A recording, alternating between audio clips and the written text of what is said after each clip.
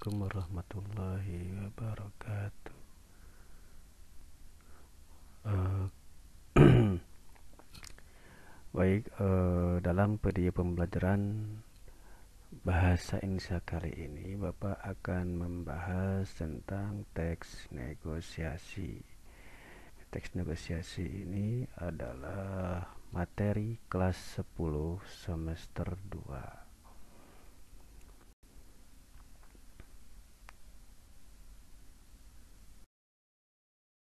Oke, sebelum kita masuk ke teks negosiasi dan yang lainnya, terlebih dahulu Bapak ingin menanyakan apakah kalian sudah mengetahui apa itu negosiasi? Pernahkah kalian mendengar kata negosiasi? Apakah kalian pernah melihat kata negosiasi? Karena pada zaman digital kali ini, zaman digital ini, kita sering melihat kata-kata yang ilmiah atau yang populer baik televisi, di surat kabar atau di internet. Oke, sebelum kita memasuki ke tema yang utama yaitu pengertian teks negosiasi, sebelumnya Bapak akan memberikan contoh percakapan dari teks negosiasi. Di sini terdapat beberapa terdapat dua orang dalam percakapan ini, yaitu Novi dan penjual. Penjual ini adalah seorang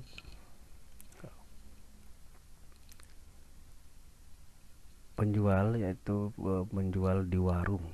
Nah, mungkin warung kelontongan. Di sini disebutkan bahwasanya Novi ini ingin membeli minyak, yaitu minyak goreng. Nah, disebutkan bahwasanya minyak tersebut 1 liternya adalah 20.000. Kemudian Novi menawar atau menanyakan, "Bu, bukannya 15.000, kok menjadi 20.000, malah lebih mahal?"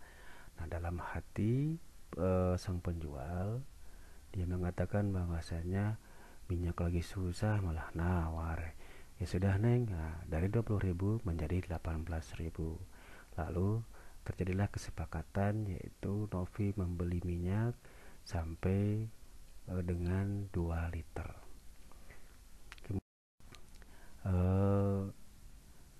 Dari percakapan yang tadi bisa kita ambil kesimpulan bahwasanya percakapan itu dilakukan oleh dua orang, yaitu Novi sebagai pembeli dan ibu sebagai penjual di toko kelontong. Kemudian terdapat dua kepentingan. Dua kepentingan ini yaitu kepentingan dari sang pembeli dan kepentingan bagi sang penjual. Apa kepentingannya sebagai pembeli? Yaitu ingin mendapatkan barang atau minyak yang ditujunya. Kemudian penjual itu ingin mendapatkan keuntungan dan barangnya ada yang keluar atau laku. Nah, kemudian ada juga di sini terjadi percakapan tawar-menawar, yaitu dari harga 20.000 menjadi harga 18.000. Nah, terjadi kesepakatan, yaitu Novi ini membeli minyak dengan 18.000 dan membeli 2 liter sekaligus. Oke.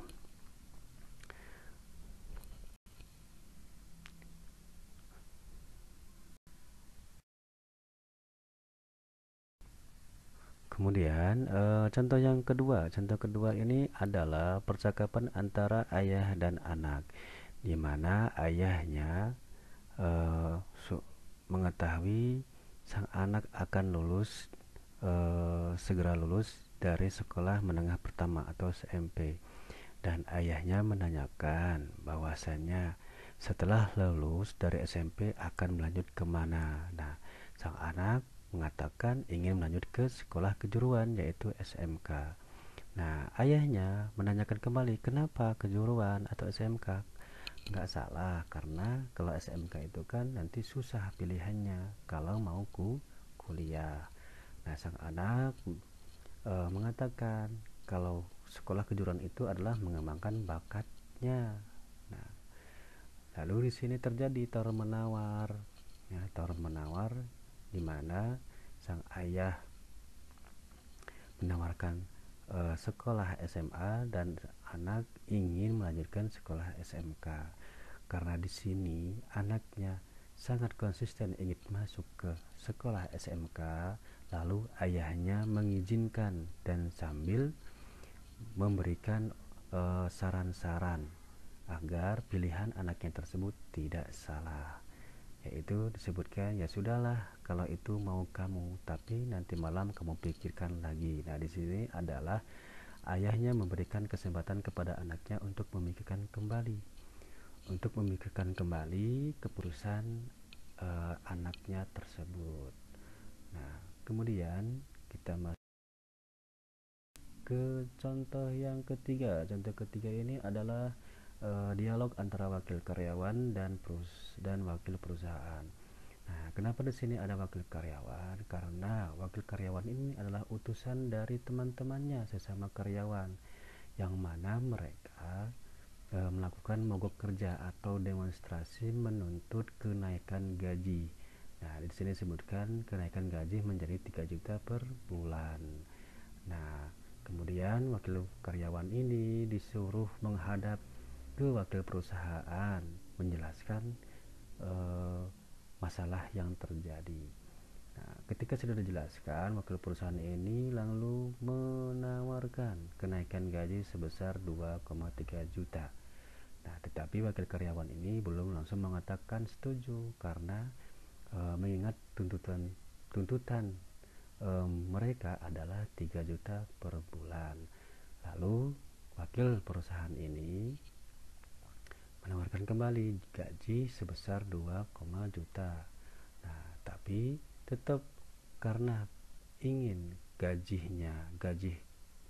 karyawan itu menjadi 3 juta, lalu karyawan ini mengatakan atau memohon agar diusahakan lebih dari 2.500.000.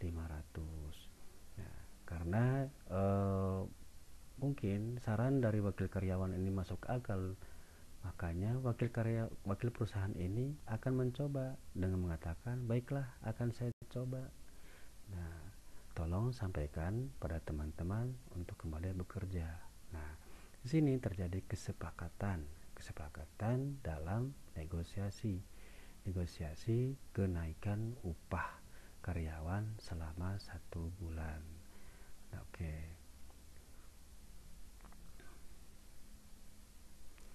Kemudian masuk.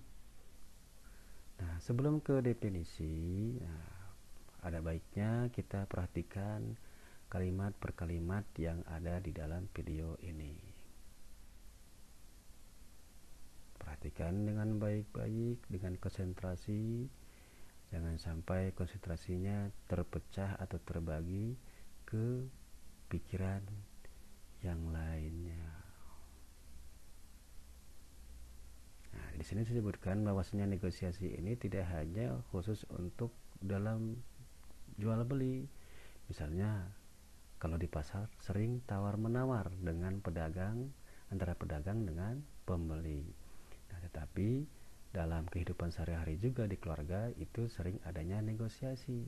Nah, selain itu juga ada negosiasi di lingkungan pekerjaan, yaitu menuntut kenaikan upah.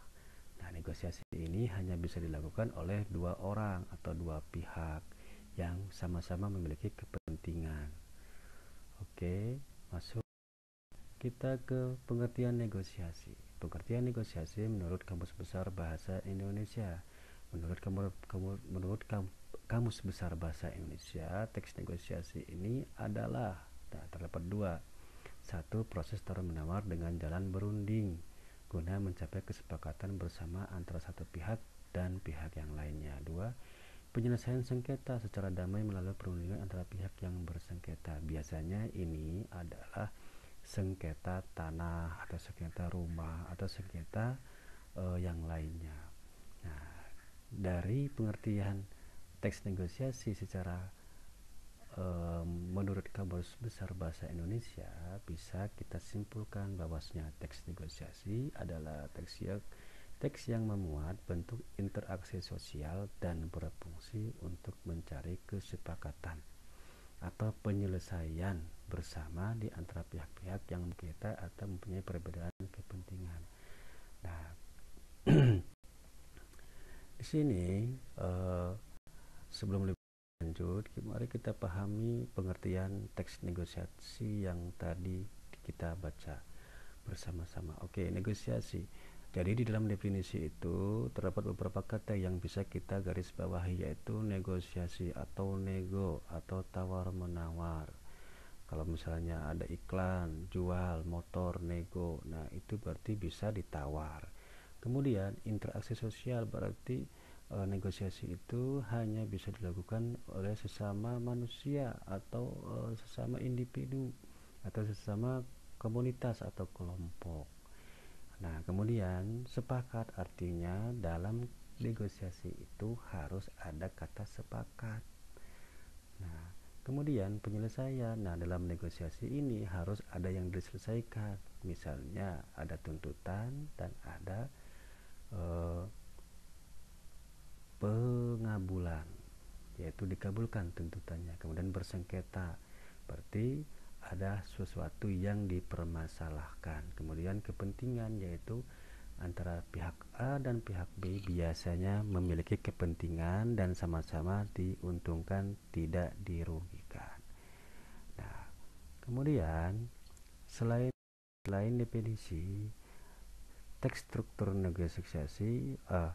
negosiasi ini memiliki struktur. Karena apa? Karena setiap teks yang kita buat, yang kita baca itu atau yang kita temui itu memiliki struktur atau unsur-unsur pembangunnya. Nah, di sini disebutkan bahwa struktur teks negosiasi yang pertama adalah orientasi.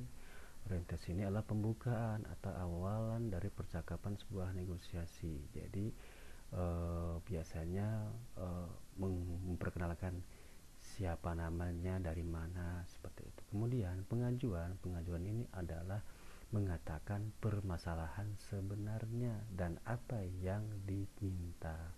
Kemudian penawaran ini adalah yaitu dari pihak kedua yang dituntut menawarkan beberapa saran atau opsi-opsi yang bisa diterima oleh pihak pertama sebagai yang dituntut. Kemudian persetujuan, jika persetujuan ini bisa diterima oleh kedua belah pihak tanpa ada rasa rugi di antara keduanya.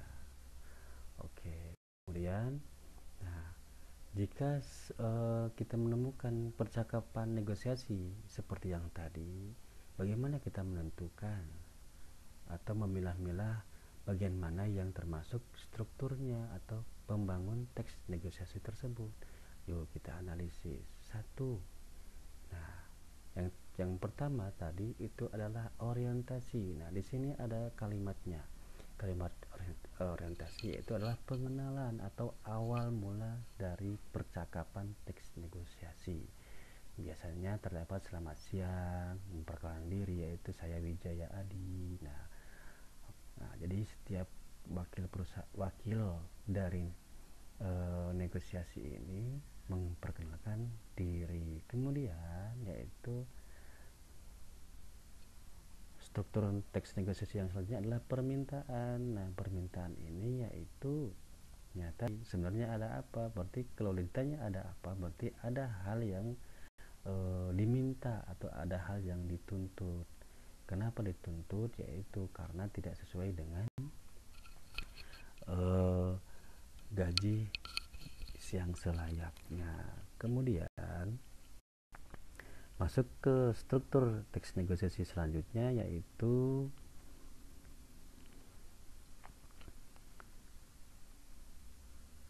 pemenuhan. Nah, pemenuhan ini yaitu yang mana pihak karyawan ini minta dipenuhi gajinya naik menjadi 3 juta per bulan. Bisa jadi sebelumnya gajinya mungkin hanya 2 juta per bulan. Kemudian percakapan selanjutnya itu bisa dikategorikan menjadi kategori penawaran. Nah, di sini menawarkan, kata-kata menawarkan ini yaitu dari pihak perusahaan akan menaikkan gaji menjadi 2,3 juta. Nah, tetapi wakil karyawan ini masih menolak. Karena apa? Karena tidak sesuai dengan tuntutan sebelumnya. Kemudian